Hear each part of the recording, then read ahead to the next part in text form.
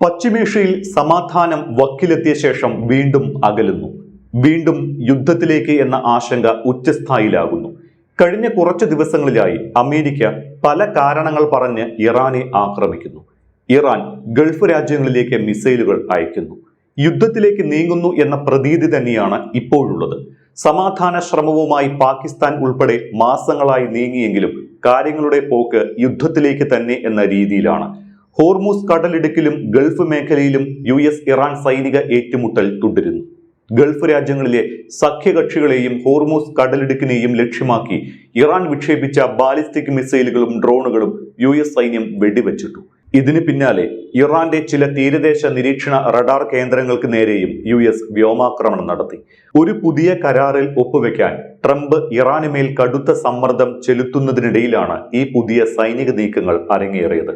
US central കമാൻഡായ CENTCOM പുറത്തുവിട്ട വിവരങ്ങൾ പ്രകാരം കുവൈറ്റ്, ബഹ്റൈൻ എന്നീ രാജ്യങ്ങളെ ലക്ഷ്യമാക്കി ഇറാൻ 7 ബാലിസ്റ്റിക് മിസൈലുകൾ വിക്ഷേപിച്ചു. 6 എണ്ണം US പ്രതിരോധ സംവിധാനങ്ങൾ വിജയകരമായി തടഞ്ഞു. 7ാമത്തെ മിസൈൽ ലക്ഷ്യത്തിൽ എത്തുന്നതിൽ പരാജയപ്പെട്ടു.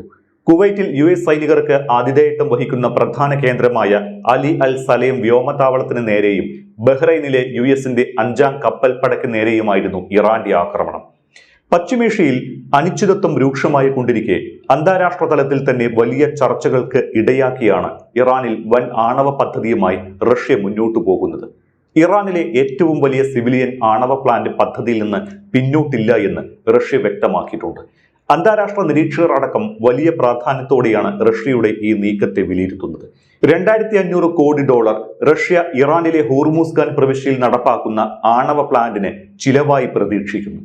പശ്ചിമേഷ്യയിൽ യുദ്ധഭീതി ഇപ്പോഴും അകന്നിട്ടില്ല. ഈ ഘട്ടത്തിലും ഇറാനിൽ ഒരു വൻകിട പ്രോജക്റ്റ് ആരംഭിക്കാനുള്ള റഷ്യയുടെ നീക്കമാണ് ചർച്ചയ്ക്ക് ഇടയാക്കിയിരിക്കുന്നത്. ഇത്തരത്തിലൊരു വമ്പൻ പ്രൊജക്ട് ഇറാനിൽ ആരംഭിക്കുമ്പോൾ, അതും ഇത്രയും കടുത്ത യുദ്ധഭീതി നിലനിൽക്കുമ്പോൾ തന്നെ ആരംഭിക്കണമെങ്കിൽ അതിന് മേഖലയിൽ സമാധാനം പുനഃസ്ഥാപിക്കേണ്ടത് അത്യാവശ്യമാണ്. അതുകൊണ്ട് തന്നെ ആണവ പ്രൊജക്റ്റുമായി മുന്നോട്ടു പോകുമ്പോഴും ഇറാനും അമേരിക്കയ്ക്കും ഗൾഫ് രാഷ്ട്രങ്ങൾക്കും ഇടയിൽ സമാധാനം കൊണ്ടുവരാനുള്ള ശ്രമവും റഷ്യ നടത്തുന്നുണ്ട്. സമാധാന ശ്രമങ്ങൾക്ക് ആവശ്യമായ എല്ലാവിധ നയതന്ത്ര പിന്തുണയും നൽകാൻ തങ്ങൾ തയ്യാറാണ് എന്നും റഷ്യ വ്യക്തമാക്കിയിട്ടുണ്ട്. റഷ്യയുടെ സ്റ്റേറ്റ് ആണവ ഭീമന്മാരായ റൊസോറ്റോമുമായി നേരിട്ട് സഹകരിച്ചാണ് ഇറാനിലെ ഹോർമൂസ് ഖാനിൽ ഈ വമ്പൻ പ്രോജക്റ്റ് നടപ്പിലാക്കുന്നത്. 2025 ജൂണിൽ ഇറാനിൽ US-ഉം ഇസ്രയേലും നടത്തിയ ആക്രമണത്തിൽ തകർന്ന ബുഷഹർ ആണവ നിലയത്തിന്റെ വിപുലീകരണത്തോടൊപ്പം ഹോർമൂസ് ഖാൻ പദ്ധതിയും മുന്നോട്ടു പോകുന്നത് അമേരിക്കയ്ക്കും വെല്ലുവിളിയാണ്. ഇറാന്റെ ആണവ പദ്ധതികൾ പൂർണ്ണമായി നിർത്തണമെന്നും സമ്പുഷ്ടീകരിച്ച യുറേനിയം കൈമാറണമെന്നും അമേരിക്കൻ പ്രസിഡന്റ് നിരന്തരം ഇറാനോട് ആവശ്യപ്പെട്ടുകൊണ്ടിരിക്കുന്നുണ്ട്. ഇത് ഇറാൻ നിരസിക്കുകയും ചെയ്തു. ഇതിനിടയിലാണ് റഷ്യ തങ്ങളുടെ ആണവ പദ്ധതിയിൽ നിന്ന് പിന്നോട്ടില്ല എന്ന് പ്രഖ്യാപിച്ചുകൊണ്ട് ഇറാനിൽ നടപ്പാക്കാൻ ഉദ്ദേശിക്കുന്ന ഹോർമൂസ് ഖാൻ ആണവ പദ്ധതി കഴിഞ്ഞ ദിവസം മോസ്കോയിൽ പ്രഖ്യാപിച്ചത്. പറഞ്ഞ വാക്കിൽ നിന്ന് പിന്നോട്ടു പോകാൻ തങ്ങൾക്കാകില്ല എന്നും ഇത് റഷ്യയാണ് എന്നുമാണ് ഇത് സംബന്ധിച്ച് റഷ്യ പ്രതികരിച്ചത്. കഴിഞ്ഞ വർഷം ജൂണിൽ നടന്ന ആക്രമണത്തിന് ശേഷമാണ് ബുഷഹർ അടക്കം 8 ആണവ നിലയങ്ങളുടെ നിർമ്മാണത്തിനായി റഷ്യ ഇറാനുമായി കരാർ ഒപ്പിട്ടത്. ഇറാനും അമേരിക്കയുമായി സമ്പുഷ്ടീകരിച്ച യുറേനിയത്തെക്കുറിച്ച് ചർച്ച നടന്നപ്പോൾ ഇറാന്റെ യുറേനിയം ശേഖരം തങ്ങളുടെ രാജ്യത്തേക്ക് മാറ്റാം എന്ന് റഷ്യ സമ്മതിച്ചതും ഇതുമായി കൂട്ടി വായിച്ചാൽ ചില രാഷ്ട്രീയ വശങ്ങൾ മനസ്സിലാകുകയും ചെയ്യും. ഇറാന്റെ സാമ്പത്തിക പാതകളെ ഞെരുക്കിയും ഇറാന്റെ ആണവ പദ്ധതികൾ പരിമിതപ്പെടുത്തിയും ട്രംപ് ഭരണകൂടം തുടർച്ചയായി ഇറാനെ പ്രതിസന്ധിയിലാക്കാൻ ശ്രമിക്കുന്നതിനിടയിലാണ് റഷ്യയും ഇറാനുമായി ആഴത്തിലുള്ള ഈ സഹകരണം നിലവിൽ വരുന്നത് എന്നതും ശ്രദ്ധേയമാണ്. ഇറാനെ സാമ്പത്തികമായി ഞെരുക്കി സ്വന്തം വരുതിയിലാക്കാനുള്ള US-ന്റെയും ട്രംപിന്റെയും ശ്രമങ്ങൾക്ക് കനത്ത തിരിച്ചടിയാണ് ഇറാന്റെയും റഷ്യയുടെയും ഈ പുതിയ ആണവ സഹകരണം. ചെറുകിട ആണവ നിലയങ്ങളിലെ സംയുക്ത സഹകരണത്തിനും ഇറാനും റഷ്യയും പദ്ധതി തയ്യാറാക്കിയിട്ടുണ്ട്. ഈ പദ്ധതികൾ സമീപ ഭാവിയിൽ തന്നെ നടപ്പാക്കൽ ഘട്ടത്തിലേക്ക് കടക്കുമെന്നാണ് പ്രതീക്ഷിക്കപ്പെടുന്നത്. 3 മാസത്തിലധികമായി ഇറാനിൽ നടക്കുന്ന സംഘർഷങ്ങൾ പ്രാദേശിക സുരക്ഷാ ആശങ്കകൾ ഉയർത്തുമ്പോഴും ബുഷഹർ ആണവ നിലയത്തിലെ 2ാമത്തെയും 3ാമത്തെയും റിയാക്ടറുകളുടെ നിർമ്മാണം റഷ്യൻ സാങ്കേതിക മേൽനോട്ടത്തോടെ തുടരുന്നുമുണ്ട്. അമേരിക്കൻ ഉപരോധത്തെയും ആണവ പദ്ധതി നിർത്തണമെന്ന അമേരിക്കൻ ഭീഷണിയെയും വെല്ലുവിളിച്ചുകൊണ്ടാണ് ഇറാനും റഷ്യയും ഈ സഹകരണം നടത്തുന്നത് എന്നതാണ് ശ്രദ്ധേയം. ഇതിനു പുറമെ ഇറാനും റഷ്യയ്ക്കുമിടയിലെ വ്യാപാര സാധ്യതകൾ വർദ്ധിപ്പിച്ച് international north south transport corridor പദ്ധതിയും പുരോഗമിക്കുകയാണ്. പാശ്ചാത്യ മേധാവിത്വമുള്ള സാമ്പത്തിക സമുദ്ര സംവിധാനങ്ങളെ മറികടക്കാൻ ഇത് ഇറാനെയും റഷ്യയെയും സഹായിക്കുമെന്ന് വിലയിരുത്തപ്പെടുന്നു. തെക്ക് വടക്ക് വ്യാപാര ഇടനാഴിയുടെ വിവിധ ഭാഗങ്ങളിലൂടെയുള്ള ചരകശേഷി വികസിപ്പിച്ചുകൊണ്ടിരിക്കുകയുമാണ്. ഇതിനു പുറമെ രാഷ്ത് അസ്താര റെയിൽവേ ഉൾപ്പെടെയുള്ള നിർണായക അടിസ്ഥാന സൗകര്യ പദ്ധതികളും പൂർത്തിയാകുന്നതോടെ റഷ്യ ഇറാൻ വ്യാപാര ബന്ധം കൂടുതൽ മെച്ചപ്പെടും.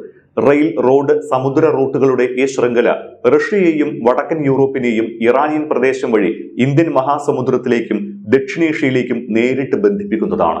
ഇതിനു പുറമെ കഴിഞ്ഞ വർഷം ഒപ്പിട്ട 8 ആണവ പദ്ധതികൾ പൂർത്തിയായാൽ ആണവ മേഖലയിലും സഹകരണം ദൃഢമാകും. ഈ സംഭവ വികാസങ്ങൾക്കിടയിലും ഇറാനും അമേരിക്കയും പരസ്പരം വാക്പോരുകളുമായി വീണ്ടും കളം നിറയുകയാണ്. അമേരിക്കൻ സൈനികർക്ക് നേരെ ആക്രമണമുണ്ടായാൽ ഇറാനെതിരെ വീണ്ടും പൂർണ്ണതോതിലുള്ള യുദ്ധം ആരംഭിക്കുമെന്ന മുന്നറിയിപ്പുമായി US പ്രസിഡന്റ് ഡൊണാൾഡ് ട്രംപ് രംഗത്തെത്തിയിട്ടുണ്ട്. ഇതിന് ഇറാൻ മറുപടി നൽകിയത് പന്ത് ട്രംപിന്റെ കോർട്ടിലാണ് എന്നും യുദ്ധം വീണ്ടും ആരംഭിക്കുകയാണ് എങ്കിൽ അത് ഇന്ത്യൻ മഹാസമുദ്രം, ചെങ്കടൽ, ബാബൽ മന്ദേബ് കടലിടുക്ക്, മെഡിറ്ററേനിയൻ കടൽ എന്നിവിടങ്ങളിലേക്ക് കൂടി വ്യാപിപ്പിക്കും എന്നുമുള്ള മുന്നറിയിപ്പിലൂടെയാണ്. താൽക്കാലിക വെടിനിർത്തൽ അവസാനിപ്പിച്ചേക്കുമെന്ന മുന്നറിയിപ്പാണ് ട്രംപിന്റെ വാക്കുകളിൽ നിന്ന് വ്യക്തമാകുന്നത്. എന്നാൽ വെടിനിർത്തൽ അവസാനിപ്പിക്കുന്നതിന് തനിക്കുള്ള ഏക തടസ്സം അമേരിക്കൻ സൈനികരുടെ ജീവനാണ് എന്നും ട്രംപ് പറയുന്നുണ്ട്. ഇറാൻ തങ്ങളുടെ സൈനികരെ ലക്ഷ്യമിടുകയും ഏതെങ്കിലും US സൈനികൻ കൊല്ലപ്പെടുകയും ചെയ്താൽ വളരെ പെട്ടെന്ന് തന്നെ തിരിച്ചടിക്കുമെന്നും യുദ്ധം ആരംഭിക്കും എന്നുമാണ് ട്രംപ് പറഞ്ഞത്. എന്നാൽ ഇറാൻ അമേരിക്ക സമാധാന ചർച്ചകളുടെ പുരോഗതി സംബന്ധിച്ചും വലിയ ആശങ്ക നിഴലിക്കുന്നുണ്ട്.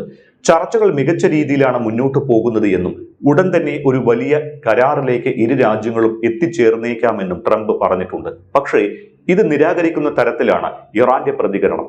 സമാധാന ചർച്ചകൾ കടുത്ത പ്രതിസന്ധിയിലാണ് എന്നും ചർച്ചകൾ വഴിമുട്ടിയെന്നും അതിന് കാരണം ട്രംപും അമേരിക്കയുമാണ് എന്നും ഇറാൻ പരമോന്നത നേതാവ് മുജ്തബ ഖമനിയുടെ ഉപദേഷ്ടാവ് മൊഹസിൻ റിയാസി കുറ്റപ്പെടുത്തിയിട്ടുണ്ട്. ഒരുപക്ഷെ യുദ്ധം വ്യാപിച്ചേക്കുമെന്ന മുന്നറിയിപ്പും മൊഹസിൻ റിയാസി നൽകിയിട്ടുണ്ട്. ചർച്ചകൾ വഴിമുട്ടിയതിന് ട്രംപ് മറുപടി നൽകണമെന്നും അല്ലെങ്കിൽ കറുത്ത കാലം വരുമെന്നും റിയാസി പറയുന്നുണ്ട്. ഇനി പന്ത് ട്രംപിന്റെ കോർട്ടിലാണ് എന്നും ചർച്ചയോ ധാരണയോ ഉണ്ടാകാത്ത സാഹചര്യത്തിൽ യുദ്ധം വ്യാപിപ്പിക്കാൻ മടിക്കില്ല എന്നും മൊഹസിൻ റിയാസി വ്യക്തമാക്കിയിരിക്കുകയാണ്. മേഖലയിൽ സമാധാനം പുനഃസ്ഥാപിക്കാനുള്ള നയതന്ത്ര ശ്രമങ്ങൾ റഷ്യയും സജീവമാക്കിയിട്ടുണ്ട്. ഇറാൻ അമേരിക്ക ചർച്ചകൾ അടിയന്തരമായി പുനരാരംഭിക്കണമെന്നും ഒപ്പം ഗൾഫ് മേഖലയിൽ സമാധാന അന്തരീക്ഷം നിലനിർത്താൻ അറബ് രാജ്യങ്ങളുമായി ഇറാൻ ചർച്ചകൾ മുന്നോട്ട് കൊണ്ടുപോകണമെന്നും ഈ സമാധാന ശ്രമങ്ങൾക്ക് ആവശ്യമായ എല്ലാവിധ നയതന്ത്ര പിന്തുണയും നൽകാൻ തങ്ങൾ തയ്യാറാണ് എന്നുകൂടി റഷ്യ വ്യക്തമാക്കിയിട്ടുണ്ട്. ഇറാൻ തങ്ങളെ തുറുപ്പ് ചീട്ടാക്കുന്നു എന്ന ലെബനന്റെ പരാമർശം പശ്ചിമേഷ്യൻ രാഷ്ട്രീയത്തിലെ പുതിയ ട്വിസ്റ്റായിട്ടുമുണ്ട്. തങ്ങളുടെ രാജ്യത്തെ വെച്ച് വിലപേശി ഇറാനിൽ സമാധാനം ഉറപ്പാക്കാനുള്ള ശ്രമങ്ങളെ കടുത്ത ഭാഷയിൽ തള്ളി ലെബനൻ സർക്കാർ രംഗത്തെത്തിയിരിക്കുകയാണ്. ലെബനന്റെ ആഭ്യന്തര കാര്യങ്ങളിലും നയതന്ത്ര നിലപാടുകളിലും ഇറാൻ അഭിപ്രായം പറയേണ്ടതില്ല എന്നാണ് ലെബനൻ പ്രസിഡന്റ് ജോസഫ് ഔൻ പറഞ്ഞത്. അനാവശ്യ ഇടപെടലുകൾ നടത്തരുത് എന്ന് ലെബനനിലെ സായുധ സംഘടനയായ ഹിസ്ബുള്ളയ്ക്കും ജോസഫ് ഔൻ കർശന മുന്നറിയിപ്പ് നൽകിയിട്ടുണ്ട്. തങ്ങളുടെ രാജ്യത്തെ വെച്ച് മറ്റ് രാജ്യങ്ങളുമായി വിലപേശാൻ ആരെയും അനുവദിക്കില്ല എന്നാണ് ലെബനൻ സർക്കാരിന്റെ നിലപാട്. സമാധാന ചർച്ച നടക്കണമെങ്കിൽ ലെബനനിൽ വെടിനിർത്തണമെന്ന ഇറാന്റെ നിലപാടുകളെ തള്ളുന്നതാണ് ലെബനൻ സർക്കാരിന്റെ നിലപാട്. അതിനിടെ നിലവിലെ സമാധാന കരാർ ലെബനൻ ജനത പൂർണ്ണമായി തള്ളിക്കളയുമെന്ന് ഹിസ്ബുള്ളയും പ്രഖ്യാപിച്ചിട്ടുണ്ട്. അതേസമയം സമാധാന ശ്രമങ്ങൾ പുരോഗമിക്കുന്നതിനിടയിലും ലെബനന് നേരെ ഇസ്രായേൽ ആക്രമണം ശക്തമാക്കിയിരിക്കുകയാണ്. ഹിസ്ബുള്ള പോരാളികളെയാണ് ഇസ്രായേൽ ലക്ഷ്യമിടുന്നത്. അതിന് ലെബനൻ എന്ന രാജ്യം വലിയ വില കൊടുക്കേണ്ടി വരുന്നുവെന്നാണ് പ്രസിഡന്റ് ജോസഫ് ഔന്റെ പരാതി.